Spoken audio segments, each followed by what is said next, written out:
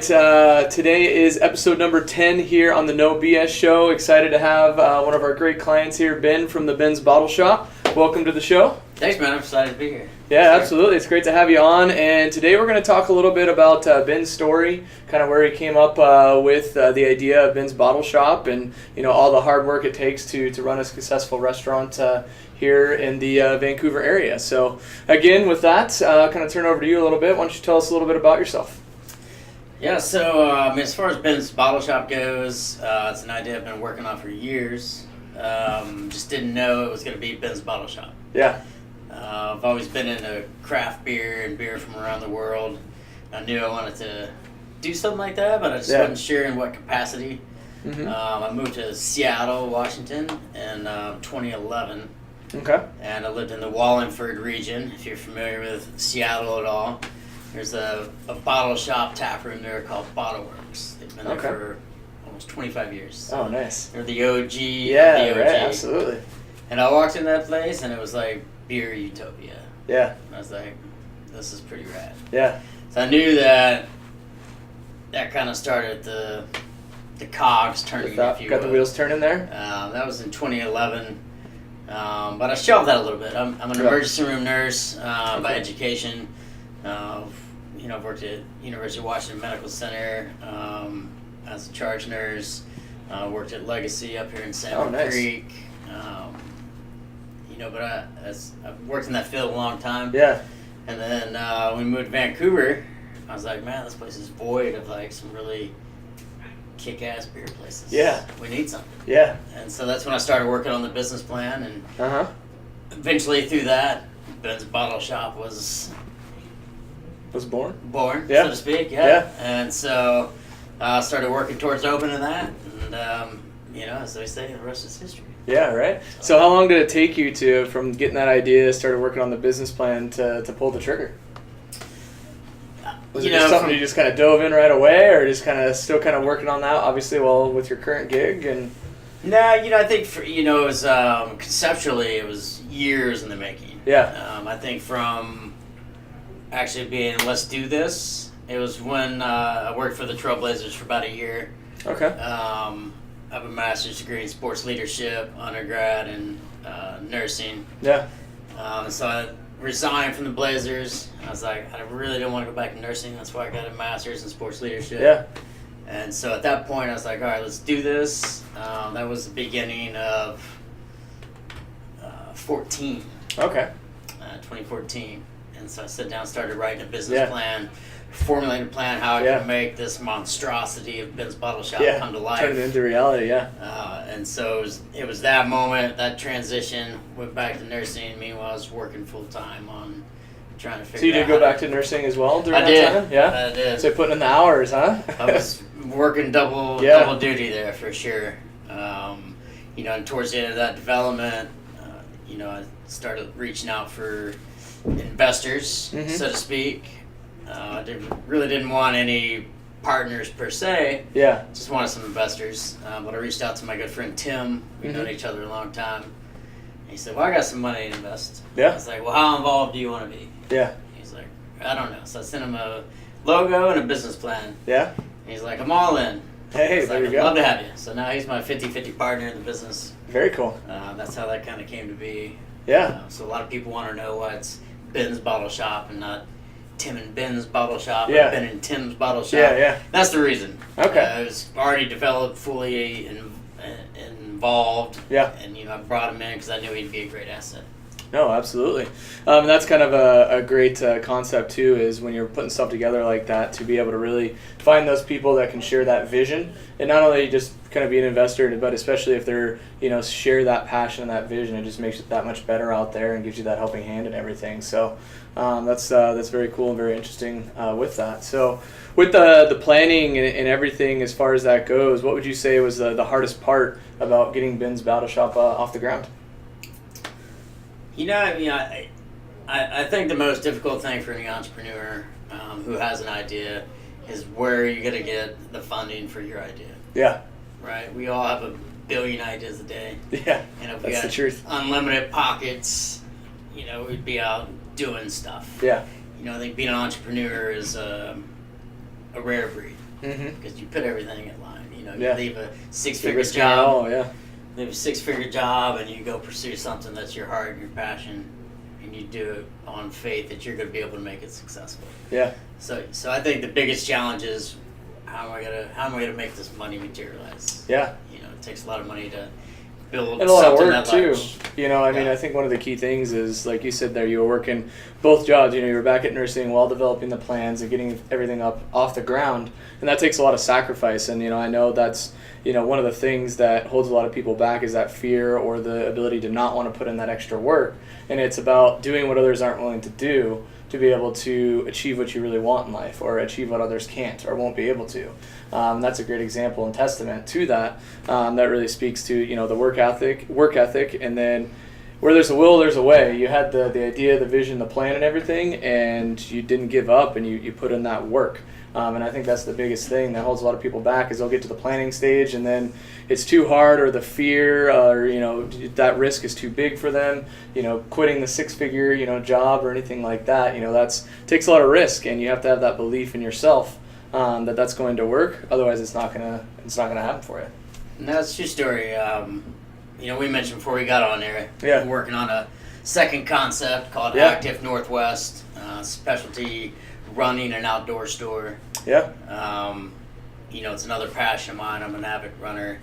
But getting to that same piece is, you know, I'm going to put myself out there. I'm going to take this risk. Yeah. That brick and mortar retail Yep. and the boutique market is not dead. Yeah. And how am I gonna win that market for myself, and you know, and make that successful?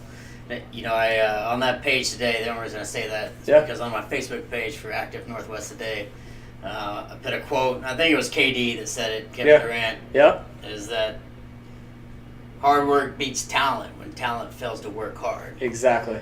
And that rings so true in business. Oh, You yeah. have people that are highly successful running other people's business, Mm-hmm. but when it's your own piece and you put it out there, it takes hard work, not just talent. Yeah, you have to have both. I mean, that's the biggest thing. Another great sports quote. I got a great sports background myself, and that's something that we've brought a lot to Riverside, is that team atmosphere or culture with the sports background. Is you miss 100% of the shots you don't take, too. That's from Wayne Gretzky. And one of the big things with that, too, just like the Kevin Durant quote is, it's a great example, too, is you have to take that shot, or that, you know, that risk. You have to put yourself out there to really have that chance to succeed. Because if you don't, you have a 0% chance of being successful, and your idea is never going to come to life at that point. Absolutely. So you got to take those risks and those opportunities, because, you know, without that, you know, you're just going to be working for someone else the entire time, and you're going to look back later on in life and be like, man, I wish I would have done that. You're going to live a life full of regret instead of that life of fulfillment, where, you know, if you fail or not, at least you gave it 100%. You gave it your all. And that's where I feel that people can really find true happiness, is being able to do that. Absolutely. Totally agree. So obviously with both businesses that, you know, the new one you're putting together and Ben's Bottle, I know from my experience, one of the things that I've learned is it's always harder than you think it is. So what's one of the biggest obstacles you've had to overcome with your experience so far, that, you know, you thought it was going to be kind of easy or whatever, and it ended up being like 10, 15 times harder than it was, but then you overcome it. So kind of tell, or do you have any examples of that? Yeah, I think for me, and I think just specifically, you know, I think preparation is the key. I think anticipating what's going to happen is key. I didn't really have any true surprises. You know, I think for me, you know, I thought about every contingency and laid something in place. Yeah. And if something came up, I had a contingency plan in place to be able to overcome it. Okay. And I think if you're stepping into a venture, you know, you need to know that. Yeah. You know, I think, I mean, truthfully, probably the biggest thing we had to overcome was opening with a point-of-sale system that didn't meet our needs. And we recognized it, you know, couldn't do the volume we wanted to do within 2 weeks of opening. Yeah. And so now you're 2 weeks opening, we have a shit. huge, massive inventory Yeah. that has to be put back into a system after we'd spent, you know, hundreds of hours inputting that data into another point of sale system, and just making that decision, being like, all right, we got to move on. Yeah. So then find out where they came Making it in. quickly too. And that's where our relationship started. Yeah, absolutely. It's definitely been a pleasure, working with you guys and helping you guys get to that next level with your POS system. So thanks for the opportunity for that again, and it's been great working with you. I think that's one of the things too is, so obviously you talked about the business planning. Do you go, each month and look back at the previous month and then kind of adjust your plan and evolve it over the months and years, or kind of talk about that a little bit? Yeah, I think, you're always keeping all those things in perspective, so last year, same month, previous year, same month, Yep. You start to build that analytical data, numbers are real historical, Yeah. and they trend very readily, Mm-hmm. so, and then dropping down your P&L every month, breaking down each of those numbers, where's my money going? Yeah. How can I save more money? How can I put more money to the bottom line? Yeah. It's Increase the keeping margins. all those pieces in. If it's 2 cents here or 5 cents there, Yeah. if it's It all compounds and huge adds in up. a year's time, So I think for us, it's continually looking at those numbers. What are we doing well? What can we improve on? And I think in the bar restaurant industry, you can look at a lot of outside interference, but at the end of the day, what are you doing in your 4 walls to take care of the people that are there? Yeah. That's key. You Mhm. get caught up in a lot of data, but are the people that are there, are they going to come back? And Yeah. What are you doing to make sure they come back? Yeah. I think that's key. Yeah, absolutely. I think one of the big things that, obviously in business you always hear about business planning, and it's very important and everything to that aspect. But I think a lot of things that isn't talked about as much is that plan has to always be evolving. You have to look year over year, look at the data that you get, and then constantly be improving your plan. You're never going to have like the perfect plan to start, because a plan's always evolving and nothing is perfect. But that's been one of the biggest things that I know I've personally done with my companies, and it sounds like a little bit with yourself as well that you do, is make sure that you review that data and then you make those adjustments to improve, because if you're not getting better in business, you're getting worse.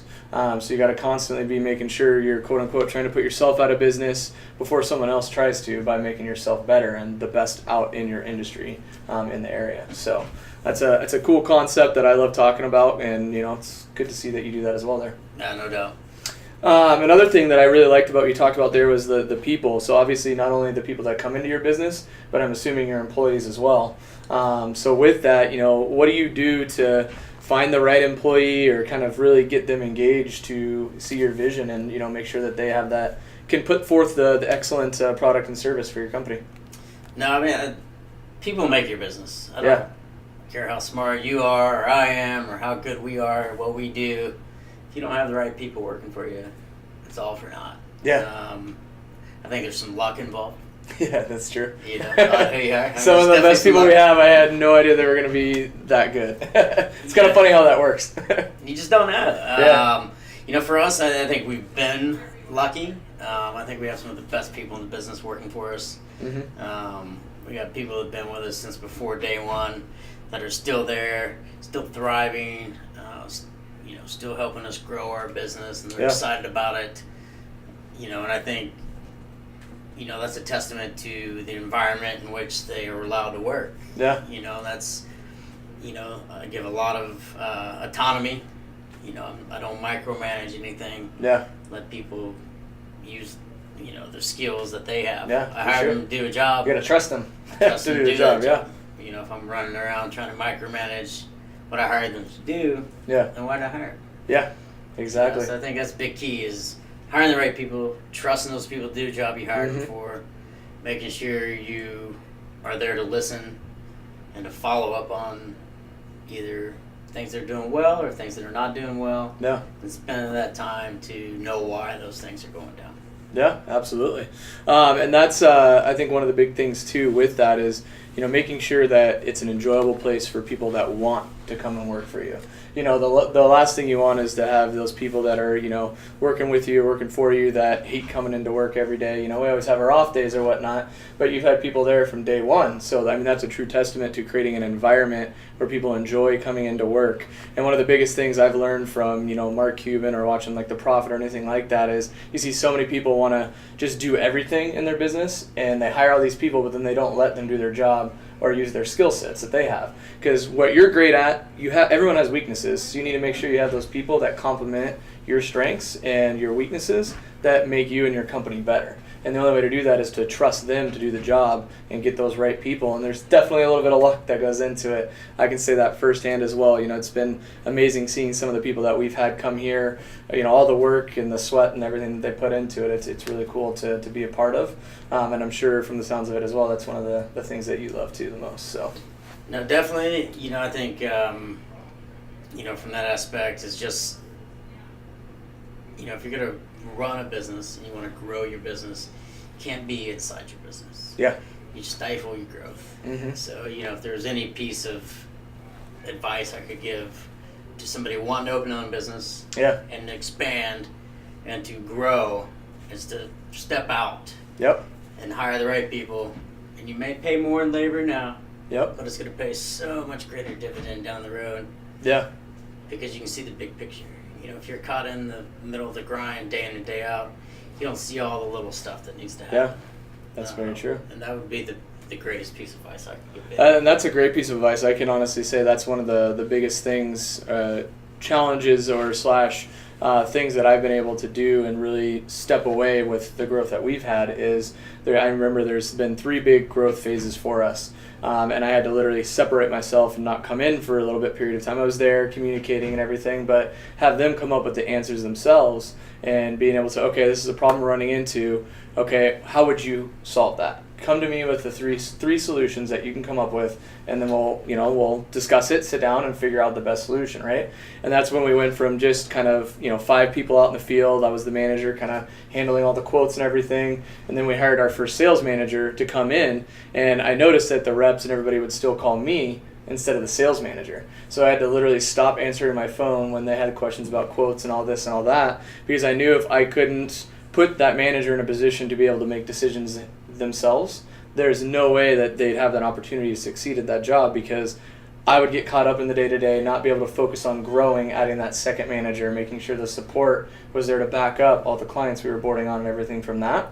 So really being able to step away and entrust them to make the decisions and empower them, and to let the people below know that, hey, this is who you got to go to, this is how it's going to be done. And that really created that and laid that foundation that empowered them and let them know that I trust them with their decision. And no matter what happens, I'll back you up. So if there's a mistake or anything that does happen, I got your back. We can always figure anything and everything out. It's not going to be the end of the world. Right. So I trust you and your judgment. Go for it. So that's very powerful, and that's really the only way to scale, because if you're in it day in, day out per se, or every day in there, not looking at the big picture, it's going to be very hard to open that next location or expand to offer outside seating, or open up another business like you're doing. So that's a phenomenal point there. So for anybody else, so that's a great point that you had there for scaling and growing. So for the younger people coming out, they're looking to open up a restaurant or anything like that, is there any other advice that you would give them? Be a grinder. Yeah. There's no shortage of competition out there. Mm-hmm. So if you're gonna step into the game, you better bring something with you. Yeah. Hard work ethic. Better have a plan. Better be clear thought. You got to be ready to fail too. Yeah, exactly. There's nothing wrong with failure either. You got to take that risk, and if you fail, it's about how you pick yourself up from that failure and move forward from there. But you got to make sure that you put forth that effort. And like you said, you got to walk the walk. You can't just talk the talk. I see some people, I'm an entrepreneur. What are you doing with it? Okay, cool.